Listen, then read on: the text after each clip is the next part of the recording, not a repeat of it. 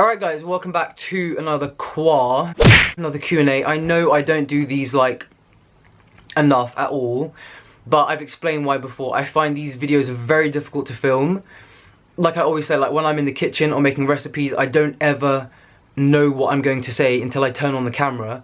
But when I've got a list of pre-read questions, I tend to sit here and over-explain things and talk for like 3 hours, and then the videos just become like impossible for me to edit. Guys, I've got 4 hours of f***ing footage. See you in a month. 4 weeks later. Anyways, so like the majority of questions, so yeah, all these questions came from Instagram, and obviously I'm not going to be able to answer all of them. I always feel bad, I feel like I'm ignoring people, but when I get this many questions, I just have to kind of try and narrow it down to what most people are asking about or want to know about. So, I would say 80% of the questions were, the majority of the questions were wanting me to talk about ex-vegans, IBS on a vegan diet, my own health and fitness at the moment, my current work situation, because I know I haven't talked about what I do in nutrition for over a year, haven't really updated you on that, and as always, the final 20% was made up of this.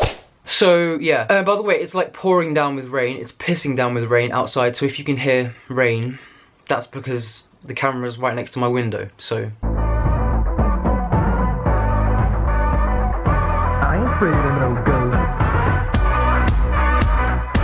Alright, so I guess the first thing I should dive into, because everyone's been asking me to kind of chime in, is that even a word?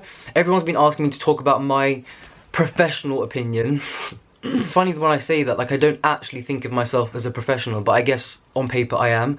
I don't know. Anyways, yeah, everyone's been asking for my opinion on like the whole everyone quitting veganism, my opinion on the certain people that have quit veganism, and also like the whole thing about people, a lot of people claiming that, you know, it's veganism that is causing their bad digestion and, you know, stuff like that. What I want to first say is that I think we're kind of losing track of what veganism actually is. What it is to me anyway, and I really don't talk about this half enough, is that, well, at all, I really never talk about it. But for me, and I think, well, veganism is an ethical choice. It's an ethical lifestyle.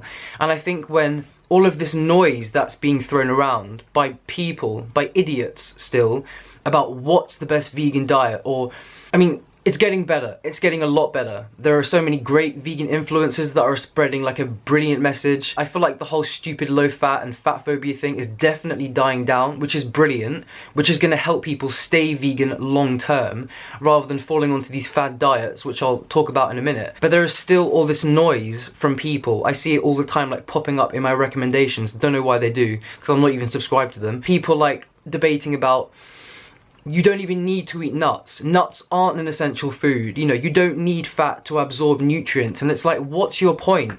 What's your goal with these videos? Why are you all debating about what's the best vegan diet? What's the most perfect vegan diet? Just let people live and eat a balanced vegan diet that works for them. All of these stupid videos, like, what is your goal? Is your goal to try and make veganism look even more restrictive than it already is for a lot of people, especially to people that aren't vegan and are looking into it? Again, veganism is an ethical decision. Once you've made that decision, that conscious decision, and you know why you're vegan, then you need to find the diet that works for you. But all of this noise, I can't believe that there are still people doing this, trying to debunk each other and trying to persuade people you don't need to eat nuts. Or you don't need like to eat fat to absorb minerals, or you don't. What's your point? Are you trying to make people fear certain healthy foods? Are you trying, like, what is your goal?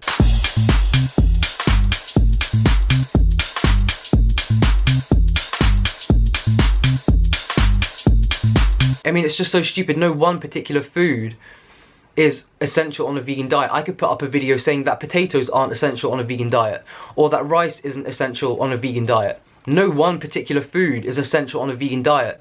But if it's a whole food, if it's a vegan food, if it's any type of vegan food and it fits within your lifestyle, eat it and be happy with it. Do what works for you. Obviously, like with the whole Bonnie and Rebecca situation, when I watched the video, I felt for her. I felt like, I'm not saying I agree with what she's doing now. One thing I do disagree with from that video, and I'm just using her as an example, but there are lots of people, I think, that their problems have started from this, is one clear thing she said in the video is that she didn't think that veganism had caused their poor digestive issues, their acne, their this, their that. I have to disagree. I think veganism did cause it, but it was one type of veganism, the type of veganism that I always speak out against. Like I touched on really quickly in one of my previous videos, if you look at pretty much all of these ex-vegans, these ex-plant-based eaters, whatever you want to call them, none of them ate a good balanced diet from the start, okay? All of them were following something very restrictive. And you know, when you are someone that literally for a year or two of your life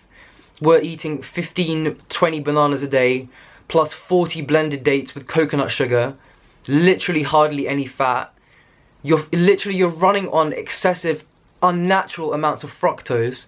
And I'm so glad that Mike the Vegan brought that up in his video, because initially when I was watching these why I'm not vegan anymore videos, and especially Bonnie's videos, it is the first thing I thought of, like biologically, that actually all of these people have just fucked up their intestines at some point from eating such a high fructose diet and a restrictive diet. You're malnourishing yourself and you're fueling all the bad bacteria in your intestine. From there you get bad digestive issues, you get malabsorption, your hormones go out of whack, and from there everything cascades, including your mental health.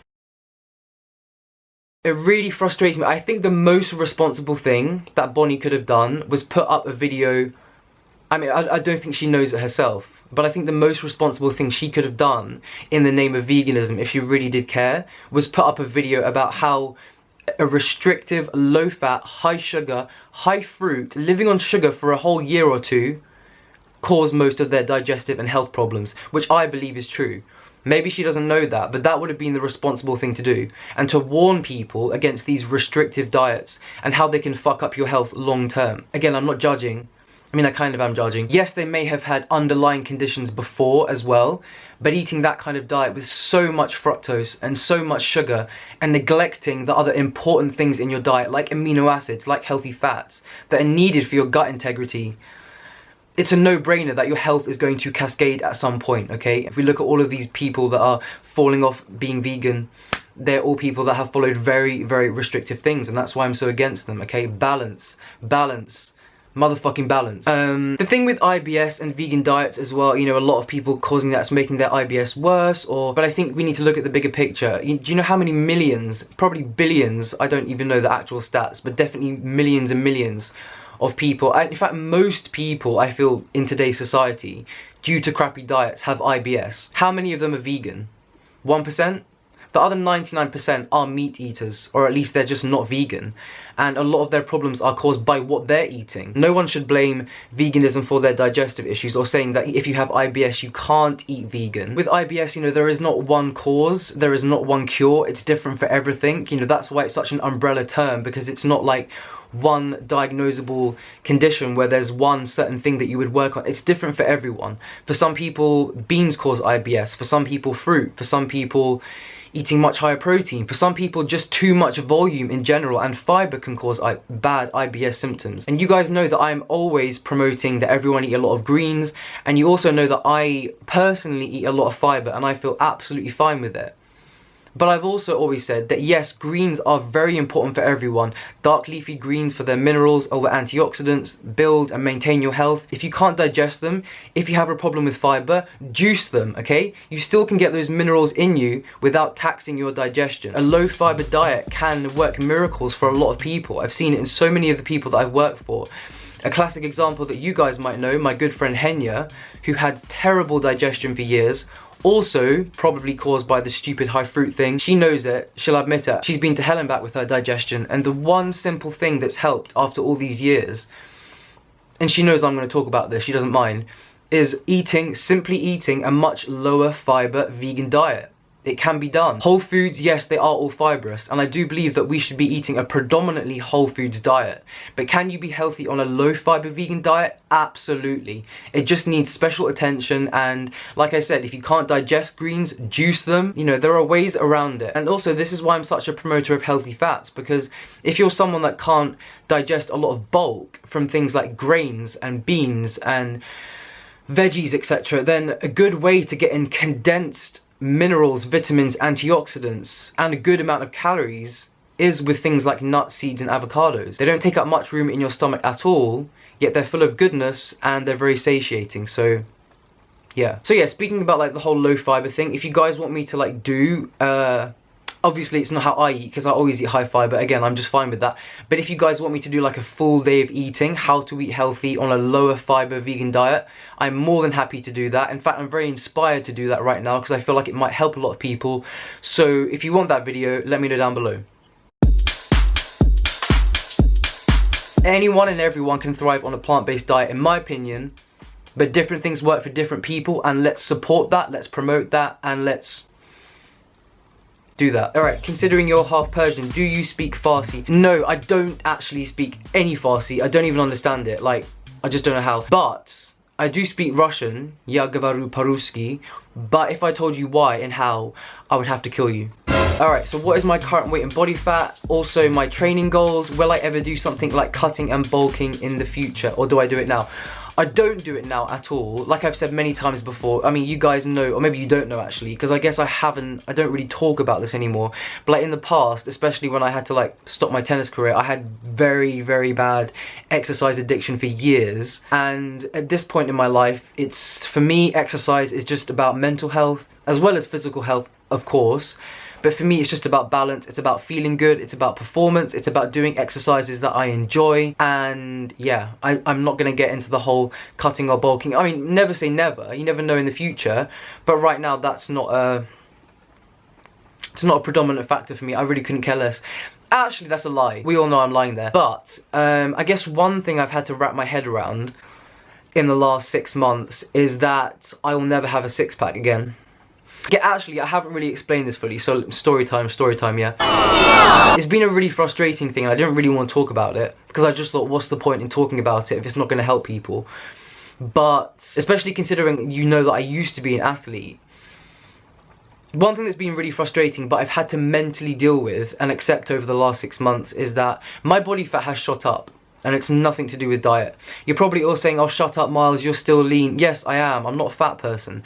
But my body fat percentage has shot up.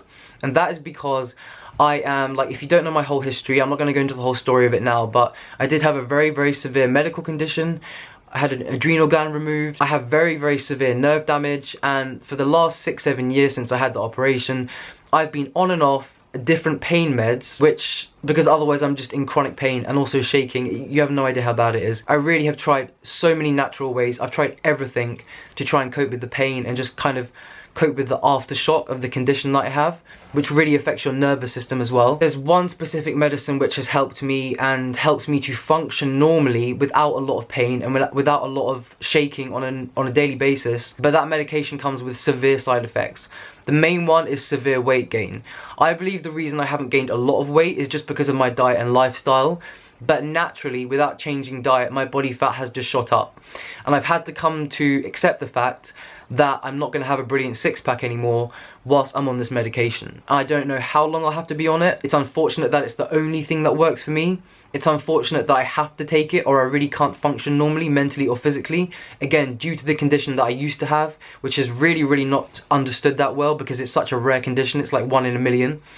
Obviously, trust me to get it. Fitness-wise, I'm just trying to feel good. I'm just trying to look after my body the best that I can. Yeah, so the answer is I don't know what my body fat is. Yeah, so I've had to really like disconnect from that, which is really difficult for me because, I mean, again, like in my past, my whole life growing up, I had to be a certain physique. I had to look a certain way. I had to train a certain way. I was always judged on my appearance. I'm talking back like when I was in professional sport. And yeah, so for me now to try and disconnect from that and know that no matter how hard I train, no matter how healthy I eat, my body fat is going to fluctuate a lot due to this medication I'm on. Again, I'm not saying I'm overweight. I know that I'm not. I know that I am actually in very good shape, but I'm just trying to stay healthy, look after myself the best way that I can, do exercise that I enjoy. And yeah, alright, I get this question every time, so I should probably answer it. What's the best nut butter I've reviewed so far? The question was hundreds. Do you know what? Yeah, I might have actually tested over 100 now. I think I probably have. If I'm being honest, the best one I have ever tasted to this day is the Pip and Nut almond butter chocolate orange flavour. I had to stop buying that because I would buy it and eat the whole pot in one go. I'm not even joking. And with regards to peanut butter, the best, like, just peanut butter I've tried is definitely the Trader Joe's peanut butter. Just the plain one is the best. it's the best. When I come to California soon, first stop is Trader Joe's. I will be living on nut butter for the 7 days that I'm there. Happily. Okay, I can't even count how many people ask this, like 50 people or more. Are you and Amanda actually dating? Maybe. Alright, so I'm gonna talk about why I quit my job as a clinical nutritionist. When I say clinical nutritionist, I mean my job after my training for 4 years, 4.5 years I did it, was, when I say clinical work, it's not just giving people like online advice, and it's not just about fitness and weight loss and body fat. You know, I was working in multiple different clinics with severely ill patients, some with cancer, some with diabetes, a lot with eating disorders. That was kind of my main speciality. I went into, just by, I don't even know how, just by default, I was working in multiple different places that specialize in eating disorders, and then through that, a lot of my private work became working with eating disorders. That became kind of my main. Why did I quit? Okay, so basically I quit last summer, and I didn't really want to talk about it because I assumed in my head that I was going to go straight back to it after a month or two. At the time I was just like, you know, I'm really enjoying YouTube. Don't forget, this channel, everything I do on here, this was all created because my workload was so intense and there was so much pressure on me when you're working, you know, when you're responsible for a lot of people's health and giving people with chronic diseases lots of different advice. That's a lot of pressure. And I'm not saying that I can't handle pressure, because I can handle pressure, and if you know my past then you'll know that. Anyways, I lost my train of thought. So yeah, I started this channel because I never intended it to turn into like a job or anything like full-time, but I started it because my work that I was doing was so intense and I needed a creative outlet to kind of just divert my focus at the end of the day, or just something fun, or just, you know, just being creative kind of takes you to a different world and kind of frees your mind from all of the serious stuff going on in your life, right? I trained hard to get to where I got to and the jobs that I was doing, but I feel like it's the responsibility of a professional that if you feel that your workload is too intense, or you can't keep up with it, or you're getting mentally disturbed or stressed by it yourself, then it is your professional responsibility to step back and step down. Because if you get to that point where you are mentally burnt out from it, which I really was from 4 or 5 years of really intensive work, non-stop every week, I got to that point where I was burnt out, so I had to step back. So yeah, I gradually started cutting my workload down, and then I realized, actually, for the first time in my life, I'm going to give myself a break. This was last summer, and I'm going to allow myself to focus on something that I just enjoy so much, and I actually feel is actually more beneficial for people's health generally. I personally think that making the kind of videos that I do, with easy, realistic, healthy examples, teaching people how to eat healthier and live a healthier lifestyle on a large platform, which, you know, a lot of my videos hundreds of thousands of people will see. And again, what I'm trying to promote is balance and just getting people to make healthier choices. That, to me, and with the feedback that I get, is much more powerful and much more rewarding than working in a clinic room within 4 walls and giving really like specific, tailored, structured advice to one person. Don't get me wrong, the work I did was like very rewarding, and, you know, I built relationships with patients that I have for life. When you work with people that have cancer and they're scared for their life, or really bad chronic illnesses, or also people that are almost dying of eating disorders, it's not just about telling them what to eat. You do form a mental bond and a mental connection with these people. And I guess for me, the reason it was extra taxing on my brain and my body was because I've been there. I've been at death's door. I've been in a state of very bad health. I should have probably died like 3 or 4 times in my life already. Plus, I had a very bad eating disorder myself before I went into this clinical work. So I think a lot of their problems really hit me hard. So even though I think that's what helped me to be really good at what I was doing, is because I understood these people emotionally, not just what they were presenting with physically, but emotionally I got them. You knew the hood was gonna go up at some point.